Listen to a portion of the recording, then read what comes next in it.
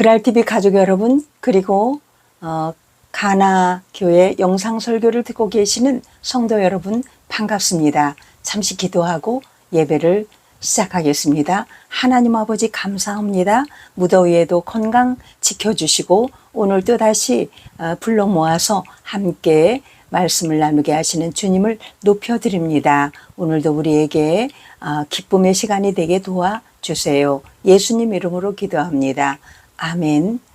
여러분 무더위에 어떻게 지내셨습니까? 정말 살인적인 더위라고 하는데 정말 덥네요.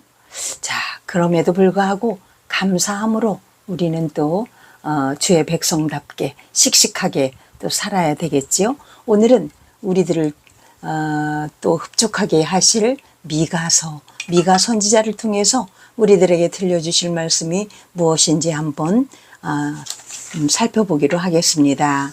미가라는 말은 미가 야훼라는 뜻인데요. 누가 야훼와 같으냐라는 뜻입니다. 또 야훼와 같으니 주와 같은 신이 누구냐, 어디 있느냐, 이게 미가서 7장 18절에 나와 있는 미가서에 대한 이름풀이가 거기에 딱 나와 있어요. 자, 오늘의 핵심 구절은 2장 1절, 2절 말씀을 가지고 우리가 더 깊이 나눠볼 텐데요.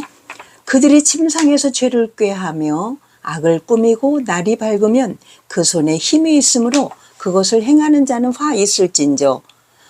밭들을 탐하여 빼앗고 집들을 탐하여 차지하니 그들이 남자와 그의 집과 사람과 그의 산업을 강탈하도다. 이런 말씀이에요. 미가 선지자를 통해서 아주 권력자, 돈 있는 자, 말하자면은 우리나라의 서울, 미국의 뉴욕 같은 대도시의 그 힘이 있는 자들을 향해서 아주 메시지를 강렬하게 이렇게 선포하는 것이 미가 선지자입니다. 미가 선지자가 활동하던 시대는 BC 8세기 경인데요. 아모스, 호세아, 그리고 이사야 이런 예언자들이 활동하던 시대에 미가 선지자도 함께 이렇게 활동을 했던 그런 예언자, 선지자입니다.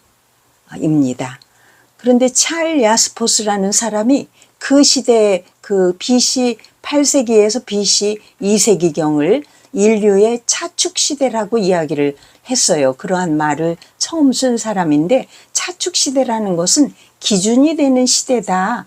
그때가 바로 그때인데 바로 말하면 인류 정신사의 중요한 시대라고 이렇게 이야기를 했는데요. 이때 사상가, 종교가, 철학가 이런 사람들이 아주 많이 등장했던 시대예요. 인도의 석가모니나 조로아스터 같은 분, 그리고 중국에는 공자, 맹자 같은 사람, 그리스에는 소크라테스, 플라톤, 아리스토텔레스 같은 사람들, 이스라엘에는 아모스, 호세아, 이사야, 미가 이렇게 선지자들이 이 시대에 많이 나왔던 이 BC 8세기경부터 BC 2세기경 이때를 인류의 차축 시대, 완전 기준이 되는 시대, 우리가 지구본이 23.5도 이렇게 기울어져 있잖아요. 그것이 지축이 되듯이, 지구의 축이 되듯이 이렇게 차축 시대라고 할 만큼 굉장히 융성하던 그 시대에 바로 미가 선지자도 활동을 했던 시대다. 이렇게 발달하다 보니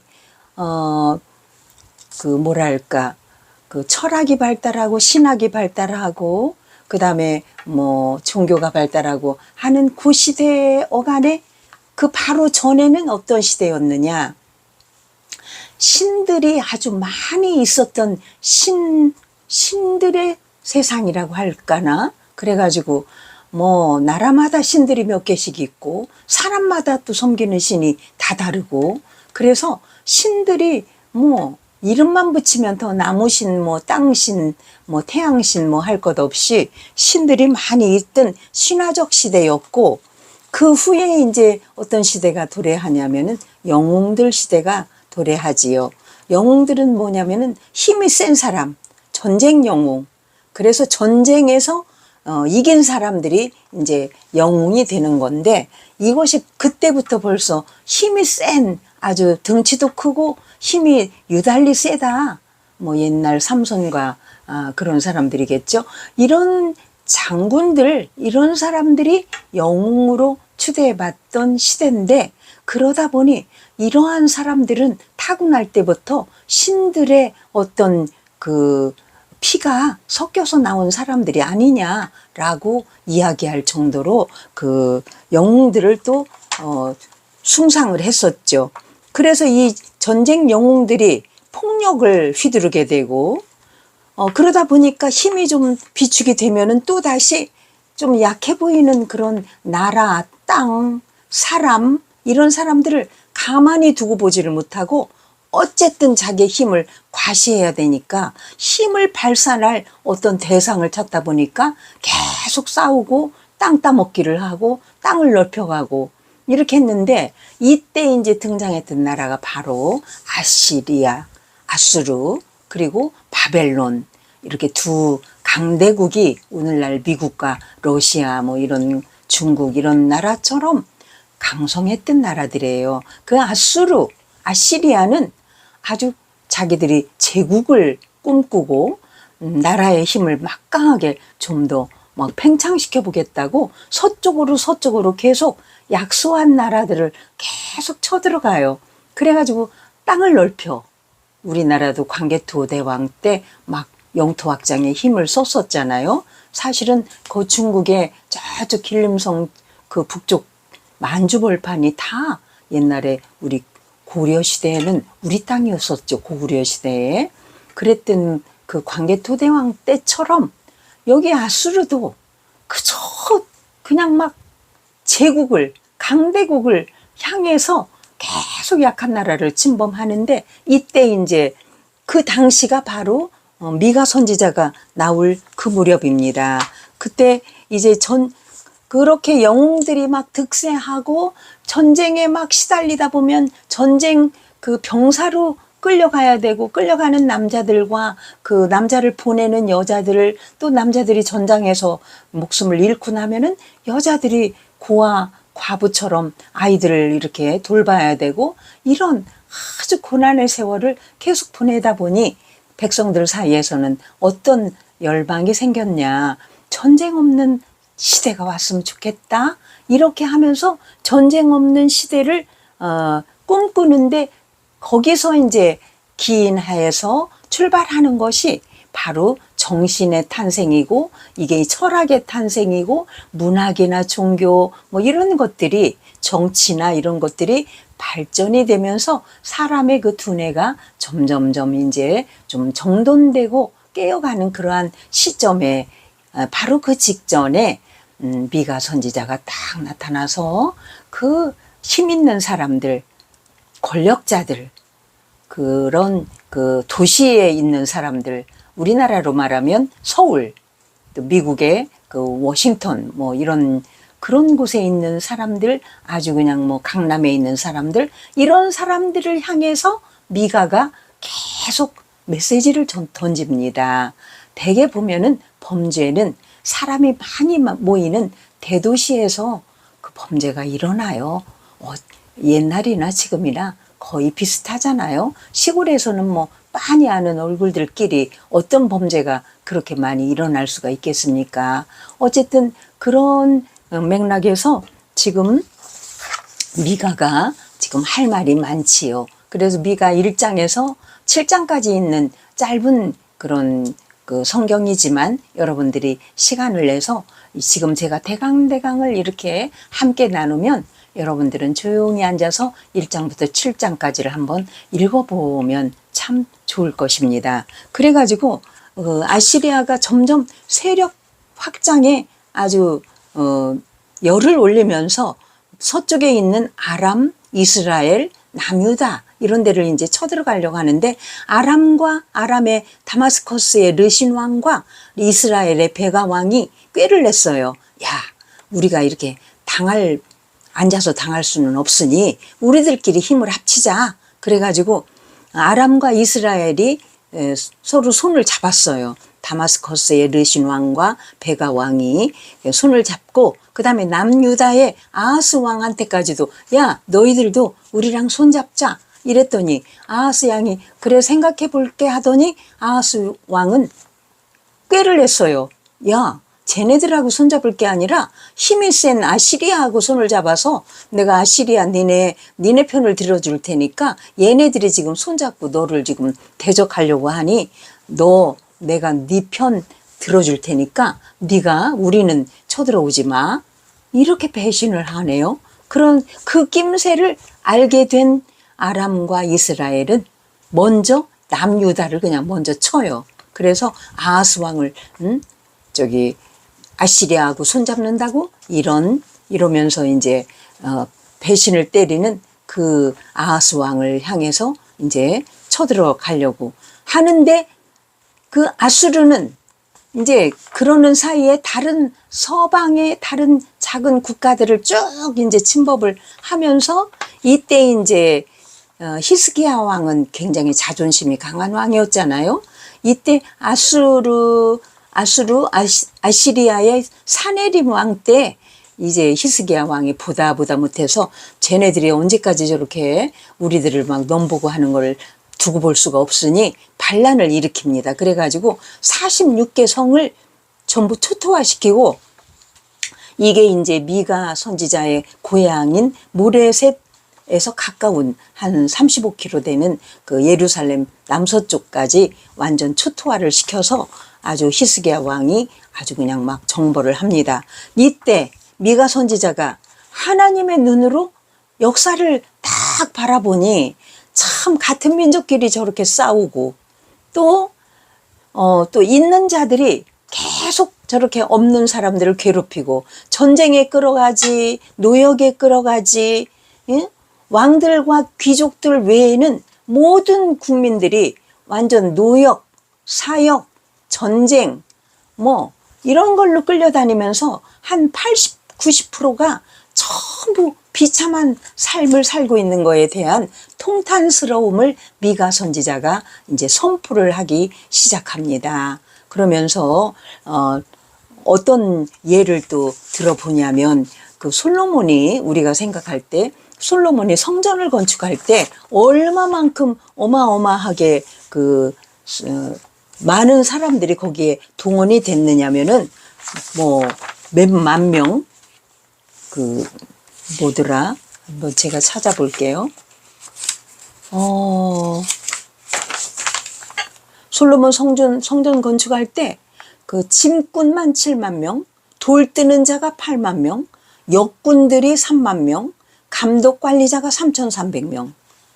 그렇게 해서 너무 많이 성전 건축이라는 미명 아래 꼭 성전이 그렇게 화려해야만 하나님이 거기에 계시는 것처럼 그 전에는 그렇게 생각했잖아요. 그래가지고 너무 많은 백성들이 그거를 하다가 죽고 희생당하고 이러다 보니 백성들이 그 아들 솔로몬의 아들 르호보암이 이제 왕위에 올랐을 때 백성들이 당신 아버지가 우리들한테 너무 많이 이렇게 힘들게 했으니 당신은 좀 안 그랬으면 좋겠다 그랬더니 르호보암은 한술 더 떠 뜨거운 맛을 좀 더 봐야겠구만 하면서 결국 더 노역을 시키고 더 막 전쟁을 하고 이러다 보니 결국은 남왕국 북왕국으로 나라가 분단되는 그러한 지경까지 가게 됐지요. 오늘날도 성전 건축하다가 교회가 막 두셋으로 막 분리돼 나가는 것들을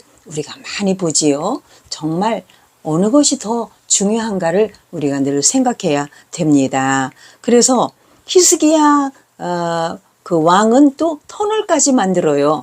그의 위대한 업적이라고는 사람들이 합니다마는 그 안반 지역 바위를 뚫어가지고 기온샘을 예루살렘 성까지 그 물길을 갖다가 안반 전부 돌로 되어 있는 그 땅속을 전부 지금 장비가 뭐가 그때 있었겠어요. 손으로 돌로 해가지고 막 힘으로 해가지고 쪼아서 얼마?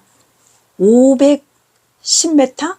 510m, 512m 되는 물길을 뚫어가지고 저 기온샘부터 그 예루살렘 성까지 물이 그쪽에서 이렇게 흘러올 수 있도록 물길을 만드는 그 장관 그런 것들을 좀 만들어 놓기도 해요. 폭이 60m, 높이가 0.5m에서 3m. 그래서 사람이 높은 곳은 이렇게 걸어 다닐 정도로 그런 높이고 또 좀 좁은 데는 이렇게 엎드려서 걸어가야 하는 그런 물길을 만들어 놨다.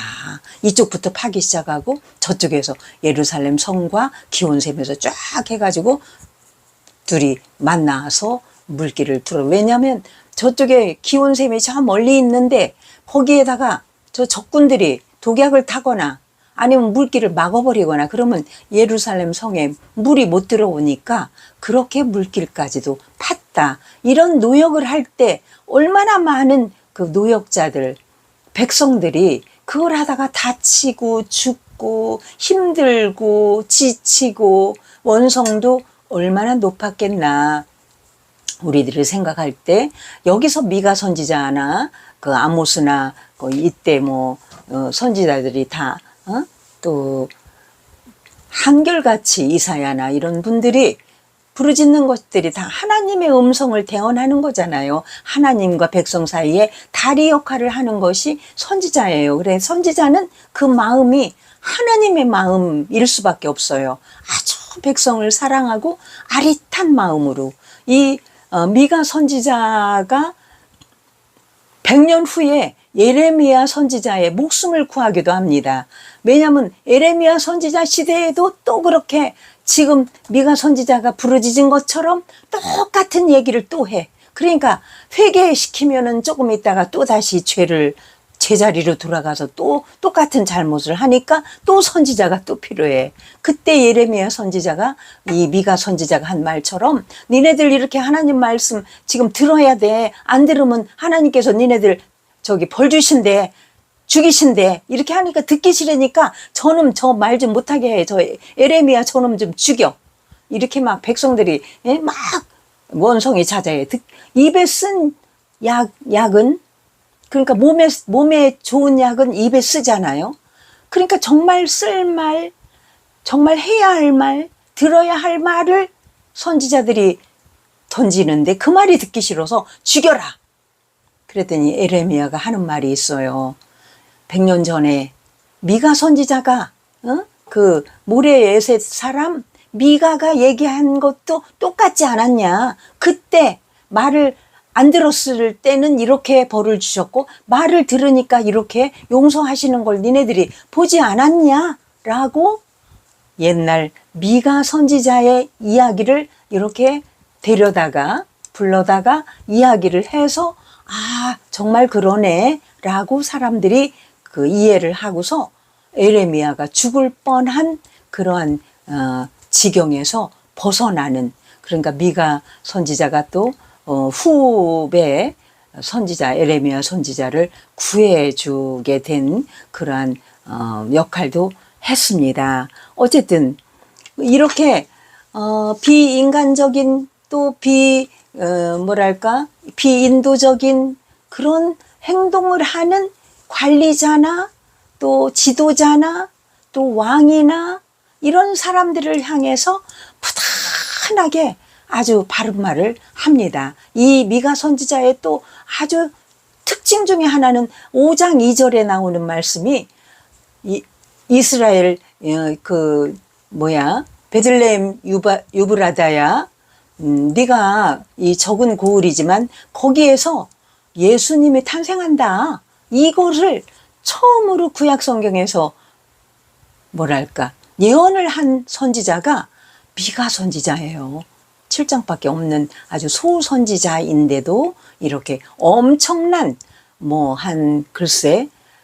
BC 700 몇 년 전이니까 예수님 탄생하기 700여 년 전에 예수님이 700여 년 후에 오실 거야. 그리고 어디서? 베들레헴에서 태어날 거야. 이거를 예언한 사람이에요. 이게 본인이 하고 싶어서 그냥 입에서 나오는 대로 한 게 아니라 하나님으로부터 계시를 받아서 그대로 전달한 거잖아요. 하나님의 메시지를. 그런데 정말 그렇게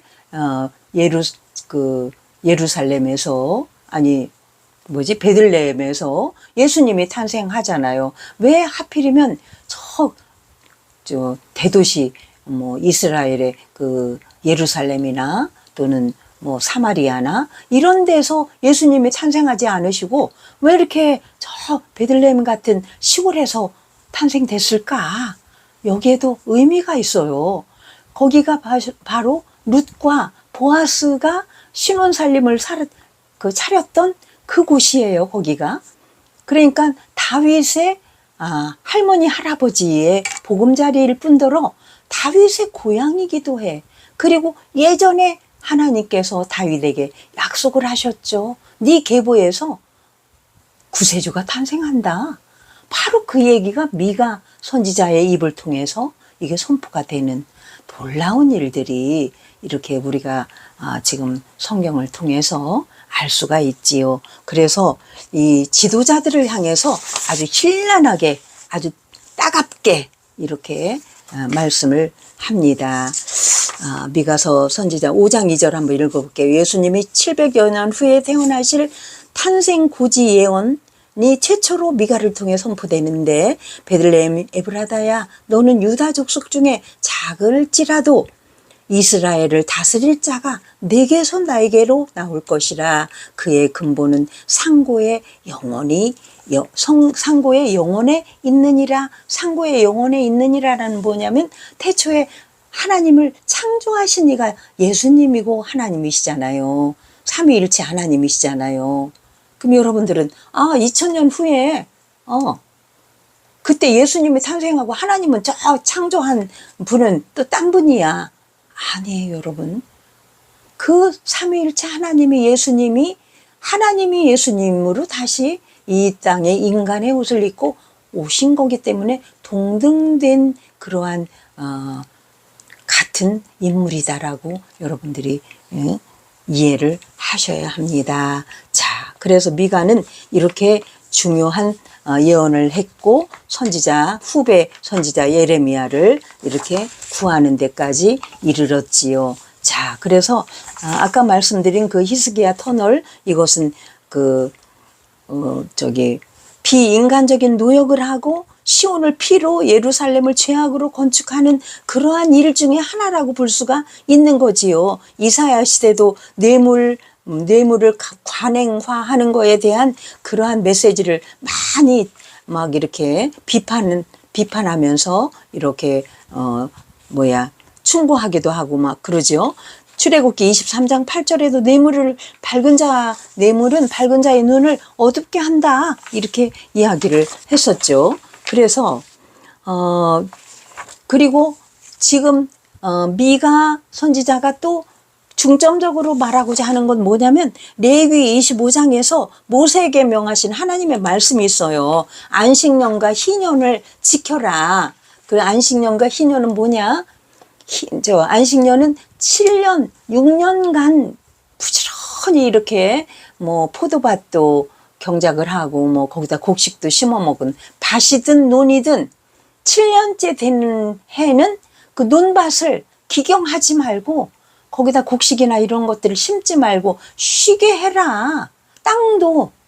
땅 힘이라는 거 여러분 아시죠? 땅도 휴식이 필요하다라고 하는데 인간의 욕심이 한이 없어서 그거 안식년을 안 가져.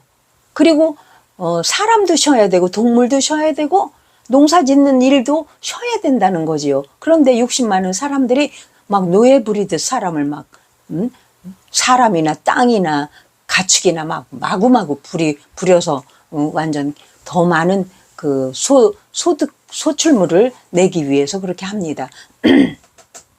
그런데 뿐만 아니라 희년은 뭐냐면 그렇게 7번 7년 7번 하면 49년 후에 50년째에는 완전 해방이야.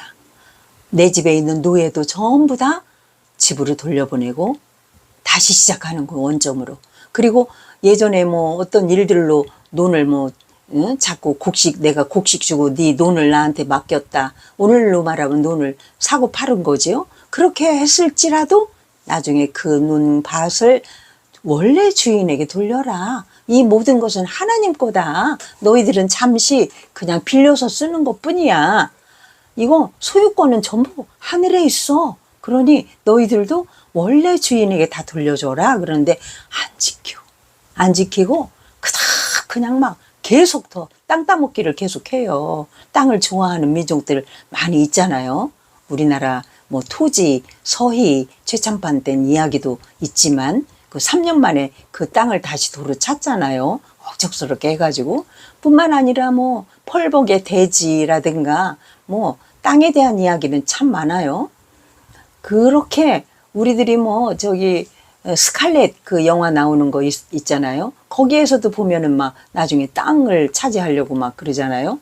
이렇게 땅에 대한 욕심, 정말 우리가 길게 좀 생각해 보면 여러분들 이 세상에 잠시 이렇게 살다가 가는 나그네 같은 인생인데 내 것이라고 주장할 수 있는 게 아무것도 없다. 이렇게 우리가 긴 안목으로 내다보면 정말 우리가 집착하고 뭐 거기다가 뭐 뜻을 두고 의미 부여를 할 만한 것이 아무것도 없다. 하나님 외에는 없다. 여러분, 그래서 미가 선지자가 이렇게 현란하게 아주 자세히 보면은 무시무시한 단어들도 많이 썼어요. 완전 뭐 껍질을 벗기고 뭐 어쩌고 뭐 팔을 꺾고 별별 얘기가 다 나옵니다마는 시간이 많이 가서 그런 이야기는 다 할 수 없는 것이 좀 안타깝지만 여러분, 오늘 미가 선지자가 우리들에게 준 메시지, 어쨌든 있는 자, 권력이 있는 자, 재물이 있는 자, 이런 것들을 나눠 가져야 된다.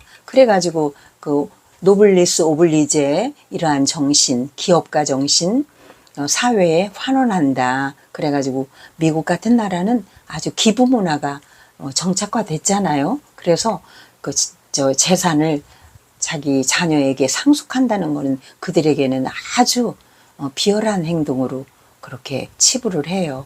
대개 그냥 다 사회에 환원하고 얼만큼 우리 할아버지는 사회에다가 기부를 많이 하고 돌아가셨나? 이것이 그 가문의 자랑으로 대대로 이렇게 이어지지 얼마만큼 나한테 통장에다가 남기고 땅을 몇 평을 나한테 넘겨줬나? 이거는 아주 수치스럽게 생각을 한다는 거죠. 그래서 그 뭐 미국의 그 뭐 부자들, 록펠러 같은 사람도 엄청난 부자였는데 자기가 54세밖에 못 산다는 이야기를 듣고 그 자기 그 누구야 비서들을 불러가지고 야, 어떻게 하면은 내 재산을 좋은 일에 쓸 수 있나, 그 목록표를 만들어 와라. 그래가지고 목록표를 딱 갖다 줬더니 아주 대학에다가 막 우리나라로 말하면 뭐 4천억 달러 막 이렇게 어마어마한 몇천억 이렇게 막 대학에다가 기부를 하고 전 세계에 록펠러 재단의 그 교과서 그 책을 전부 못 사는 나라들의 그 학교에 뭐 이런 낙후된 지역에 자기의 그 기여금을 갖다가 전부 다 기부해 놓은 록펠러 재단, 지금까지도 록펠러 재단은 많은 기부 행사를 하고 있잖아요. 이렇게 그것이 그 신앙의 전통처럼 그 어떤 기부 문화도 하나의 자랑스러운 그 가문의 전통으로 이렇게 내려가는 것도 정말 좋은 예가 아닌가. 물론 그런 재산을 그 모으기 위해서 얼마나 많은 착취를 했을까라고 생각해 보면 그 돈이 정말 정당한 돈이었는가. 그러나 정당하게 벌지 않은 돈마저도 자기 거로 알고 무조건 세습해서 자기 이익만 차리는 사람보다는 그래도 사회에 많이 환원해 주는 그런 가문들이 정말 있어서 다행이지 않는가. 우리나라도 정말 어려웠던 그 시대에 외국의 원조를 받아서 박정희 대통령이 소득 광부, 그 다음에 그 간호사들, 이 이야기를 들어보면 눈물 없이는 못 들어요. 그렇게 해서 우리나라가 이만큼 왔는데 우리가 다른 나라들에게 노블리스 오블리제 정신으로 계속 선교, 복음도 수출해야 되고 우리의 물질도 좀 나눠줘야 되고 이런 일에 우리가 앞장서야 되지 않겠나, 이런 교훈을 우리가 얻게 됩니다. 여러분 같은 생각이시겠죠? 잠시 기도하겠습니다. 하나님 아버지 감사합니다. 오늘도 미가 선지자를 통해서 아버지 하나님 있는 자들 권력자들을 책망하는 그런 말씀이었지만 오늘날 우리 스스로에게도 적용되는 말씀입니다. 많이 있거나 적게 있거나 지금 내가 입고 있는 옷이나 먹고 있는 음식이나 살고 있는 집이나 내가 내 스스로 만든 건 한 개도 없습니다. 깨알 한 알도 우리가 인간 스스로는 만들어낼 수 없습니다. 하나님의 은혜입니다. 그 은혜로 만들어진 그 부분들을 남아있는 것들을 주변 이웃에게 우리가 전달할 수 있는 아주 아름다운 손길로 저희들을 만들어 주옵소서. 약한 자에게 약하게 하시고 강한 자에게 강한 자가 되게 하옵소서. 예수님의 이름으로 기도하였습니다. 아멘. 지금은 우리 주 예수 그리스도의 은혜와 성부 하나님의 사랑과 성령의 인도하심이 미가 선지자를 통해서 우리에게 해야 할 나아갈 일, 방향 이런 것들을 제시해 준 우리 하나님의 말씀 가운데 우리가 순종하기로 작정한 우리 모두 위에 지금부터 영원까지 함께 하시기를 간절히 축원드리옵나이다. 아멘. 여러분, 저는 제가 전달하면서 굉장히 은혜를 받는데 여러분은 어떠신지 모르겠어요. 여러분들의 그 소감, 은혜가 되면 은혜가 된다, 아니면 좀 이렇게 해줬으면 좋겠다, 이런 것들을 댓글로 좀 남겨주시면 도움이 될 것 같습니다. 여러분 감사합니다. 더위에 몸 조심하세요. 안녕.